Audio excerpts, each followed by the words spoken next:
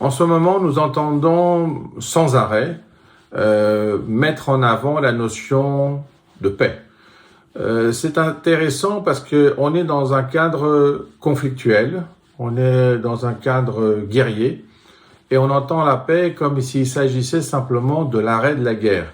En réalité, la paix est un processus très instable si elle n'est pas soutenue.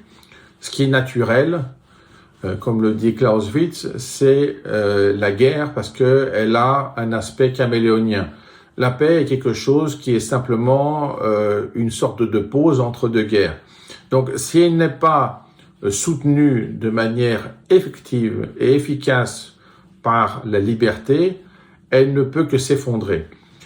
Il faut aussi comprendre que l'utilisation du mot paix est en réalité un processus qui appartient à la propagande, parce que ça a été développé essentiellement par l'opinion soviétique, déjà même avant le début officiel de la guerre froide, et maintenant c'est un thème qui est repris. En réalité, ceux qui veulent la paix, c'est ceux qui veulent un changement, mais finalement un changement qui leur convient et qui soit stable. Ceci est impossible s'il n'y a pas la notion de liberté. La liberté est plus importante que la paix et elle permet au peuple de travailler, non seulement de manière indépendante, mais aussi en forme de synergie.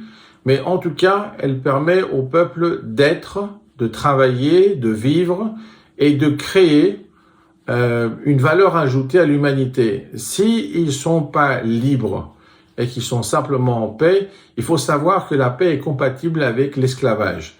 Donc, la situation est claire. On préfère la liberté à l'esclavage? Non. Certains préfèrent l'esclavage parce que c'est un choix qui va dans le sens de la paix. Ce qui se passe au Moyen-Orient en ce moment est un bel exemple de la nécessité d'ancrer sa stratégie dans la notion de liberté et pas de la fonder sur la notion de paix, parce que dans le temps, dans la durée du temps, on voit que finalement c'est la liberté qui permet d'obtenir la paix, alors que la paix ne permet pas d'obtenir la liberté.